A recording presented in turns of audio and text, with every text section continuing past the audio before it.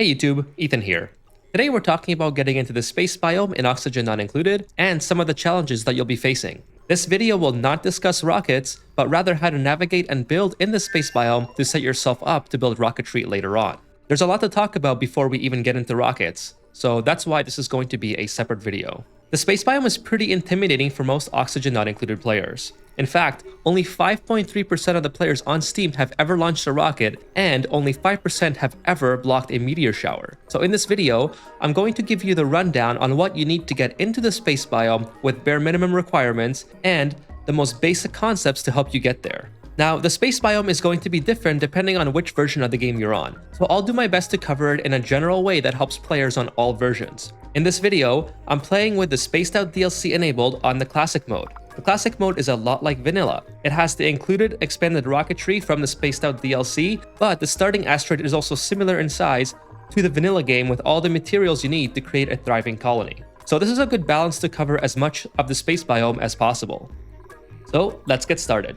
The space biome that you see in front of you here is from the Super Duper Dreamland playthrough that I'm doing live on stream. So come hang out with me if you see me live. The first thing that we need to talk about is the requirements that you'll need to fulfill in order to get here and build the infrastructure in the first place.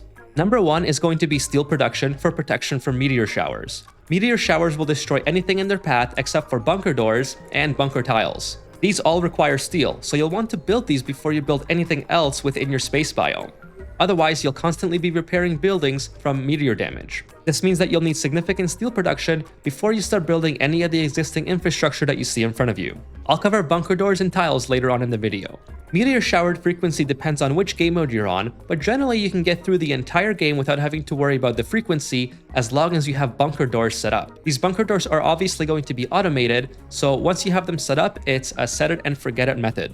The second big requirement is going to be your power. Building in space is a lot like having a mini base for your duplicates. The space buildings are not necessarily power hungry on their own, but depending on how large your space infrastructure is, you'll be opening and closing these bunker doors simultaneously, which can easily exceed the requirements of a single power transformer. These are also going to put a massive spike on your main power grid, so you'll want to have significant power production before you start expanding your space biome to make it very large. The third major requirement is going to be Atmo suits. As you can see, there is no oxygen in space. Your duplicates cannot breathe here. Not only that, but there's a lot of temperatures that we have to consider when we're sending our duplicates here. Some areas are going to be very hot, some areas are going to be very cold. We definitely can't have them walking next to rockets without Atmo suits. Now, of course, in order to make Atmo suits, you'll want to have significant reed fiber production. So you'll want to be ranching Drecos so you can shear them for reed fibers. You can turn off Atmo suit repair in the settings before you start your playthrough, but I like to keep that setting at normal so my Atmo suits will degrade over time, so I constantly have to repair them, which requires reed fibers. Of course, with Atmo suits, you also have to supply them with plenty of oxygen. So you're going to want a very stable oxygen production so you can send your duplicates for long durations inside of your space biome. Your fourth major requirement is a ton of materials. Building in space is like building an entirely new base. You're going to need to bring power up here, as already mentioned, and you'll want to do this via a heavy walk conductive wire that is already attached to your main power production facility somewhere in your base, so you can just tap off this single conductor with transformers or run it directly into buildings, depending on what the situation is. A great way to source the refined metal that's needed to bring a heavy walk conductive wire up here is to just dig through your oil biome and source the lead that is down there. Lead is going to be plentiful. Just be aware of where you build it, because you can't build it in areas that's going to get very hot. Lead has a much lower melting point than a lot of other metals. It will melt at 327 degrees, so you can't have it somewhere where it's going to be extremely hot, such as closer to the top where this cobalt wire is. You can see just how hot some of these wires will get. Aside from your power, you're going to need plenty of other mats to build infrastructure on, which is going to be very important for expanding your space biome. Once again, you're basically building a mini colony, so you'll want to have a significant portion of your asteroid already mined out so you have access to these materials. Finally, you're going to want to protect your duplicates from radiation exposure. If you're playing on the Spaced Out DLC, your duplicates will have constant exposure to radiation in the space biome. At the very top, they're going to get about 125 rads per cycle, which is considered barely safe by the tooltip. Despite the tooltip warning, this is usually an insignificant amount, and rads will be removed when your duplicates use the washroom.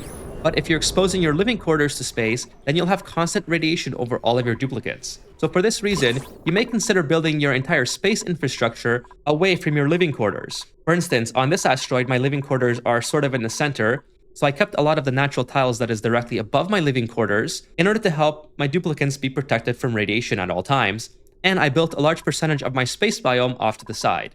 So these are the most basic requirements that you're going to need to get to space. Now let's get started and go through the steps on how to create your own space infrastructure.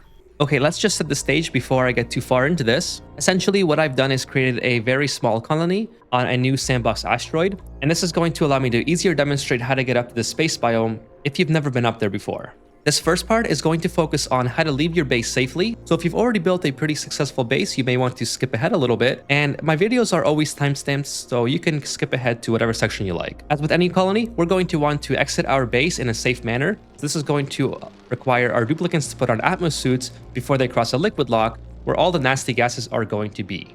The liquid lock is important because we don't want to be getting the chlorine and carbon dioxide outside of our base to the inside of our base. That's going to negatively affect our duplicants' lifestyle, and we don't want that. And we also want them to be able to breathe while they're in this nasty area and going through very hot temperatures. So that is the purpose of the Atmo suit. Now, getting up to space itself from here is pretty easy. You're going to want to build ladders, and I like to try to build these ladders through crevices, such as this one, because it's going to allow my duplicants to focus more on building the ladders themselves instead of having to dig out very tough material. So I try to take advantage of any empty space that I have in order to get to space. Obviously, I'm using fire poles where I can, and that's going to allow my duplicants to travel a lot quicker if they're stuck doing something at the very top of the asteroid. Now, when you discover space, I highly recommend building a second liquid lock, although this is not entirely necessary. The function of this liquid lock before my duplicants get into space is to preserve the gases that are trapped inside of my asteroid. Hydrogen, for example, is very valuable because you can use it to send it to a Draco farm or a glossy Draco farm to grow their scales for reed fiber or plastic production. This is very easy to harvest by simply placing a gas pump up here and a couple of bottle fillers. All of this chlorine may not be as useful to you as the hydrogen, but that's going to be a consequence of blocking off all the gases from escaping. I like to try to preserve as many of these gases as possible, even the polluted oxygen, because if you have your asteroid overpressured with polluted oxygen, you can put down deodorizers for clay production, which is going to allow you to produce ceramic. So these gases are very valuable, and you don't want them escaping into space. The gases won't get deleted immediately, they're only going to get deleted once they're in the vacuum tiles that doesn't have any backing. So if we take a look at the oxygen overlay, you can see that there's significant polluted oxygen down in the shaft, and as we get closer and closer to the vacuum area of space, it starts to get less and less, until it's eventually zero. So the gases here are entirely deleted. This part of getting to space is pretty simple, so let's move on to some more infrastructure setup. The most important thing that you want to do as soon as you get into space is to go all the way up to the top and build these bunker doors. Again, this is going to require significant steel production. Each bunker door is going to require 500 units of steel to make, and it only covers 4 tiles. Now, when I say build the bunker doors at the very top, you want to build it about 6 tiles away from the point where the developers prevent you from building anything else. Now, the number 6 itself is somewhat arbitrary, but it's strategic in the sense that I want to be able to have my duplicants working up here when meteor showers inevitably hit and I get a bunch of natural tiles that form, so my duplicants can come up here and dig it out. This space can be more than 6 tiles, or it can be less, but I would say that 6 is a pretty good number to start with. As I mentioned, bunker doors are going to prevent your buildings from being damaged by meteor showers. You can also use bunker tiles for this. Bunker tiles require 100 mats per tile, so you're going to be able to build 5 with the equivalent mats of building 1 bunker door. The problem with bunker tiles is that they can't open and close like bunker doors can, so they are slightly less useful in that regard. Bunker doors themselves are going to take 120 watts each to operate. This is why it's so important to have significant power production for your colony before you start expanding your space infrastructure. Of course, you can set up a few of these, and you don't have to cover your entire base with bunker doors. Just be aware that meteors can come in on a slight angle, so depending on where you stop building, you want to build a couple bunker doors out to prevent anything from being damaged. The way I usually go about handling the power is I bring a power spine up here from my main power production facility in my base, and I branch out with the heavy wall conductive wire to as many buildings as possible that I can connect it directly. The bunker doors themselves have to be connected via conductive wire, so you're going to need at least 1 transformer in order to have your bunker doors operational. To control the bunker doors, you can do it manually with a signal switch. You do not need an OR gate here. The only function of this OR gate is to allow me to close and open the bunker doors manually with the signal switch, but it's far more practical to have your bunker doors connected to space scanners. Space scanners are going to scan space for objects. You can select either interplanetary payloads or meteor showers. Meteor showers is probably what you're going to want to default to for a very long time. Each space scanner is going to add a significant percentage of quality to your space network. With 2 space scanners slightly overlapping their viewing area of space, I have a quality of about 48%, which is going to detect incoming objects 97 seconds to 200 seconds before they arrive. This is going to be plenty to run your colony for a very long time, but you can always add more when you expand your infrastructure. The space scanners are going to send a red signal when there are no meteor showers present. This is slightly unintuitive because the bunker doors require a green signal to stay open. So you need to flip this signal around with a NOT gate in order to transform it into a green signal to keep the bunker doors open. Then, once these space scanners detect an object, they're going to send a green signal, which is then going to get flipped to a red signal, and it's going to close your bunker doors. Now, one thing that's very important when you're building your bunker doors is keeping in mind the material that you're building your conductive wires and your automation wires out of. As I already mentioned, lead is going to melt very early at 327 degrees, and it's very easy for these bunker doors to exceed that temperature. Cobalt conductive wire, on the other hand, is going to melt at around 1500 degrees, and if we take a look at steel, it's going to melt at around 2400 degrees, significantly more than lead and cobalt. So for this reason, I have all of my automation that is tied to my bunker doors built out of steel, as well as all my conductive wiring. Now, if you don't have this much steel, or if you don't feel like using the steel for all of this, you can always do what I did here and build automation wires out of lead just beneath the bunker doors, and then just make sure that the automation wire that is connected to the bunker door itself is built out of steel. Everything else can be built out of lead. These wires here can also get hot if material lands on the tile that they're occupying, so it's not a complete foolproof method. You're still going to have problems depending on how you run these wires. But as I said, the safest option is to just build everything out of steel that you can, whether it's your automation or your power wires. The spine coming down can be built out of anything because it's very unlikely that the vertical wires are going to be subject to the heat from the meteor showers. The space scanners themselves can operate in vacuum without any problems, as long as there's no very hot materials from the meteor showers that land on top of it. Some of the other buildings that we have up here are a telescope and an enclosed telescope.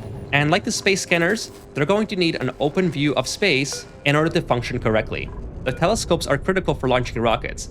They're going to let your duplicants explore the star map and identify the nearby objects that are surrounding your asteroid. They will only work 3 tiles away, so to explore the rest of the star map, you're going to have to go on space missions with rocketry. But for now, we can explore the star map locally with these 2 telescopes.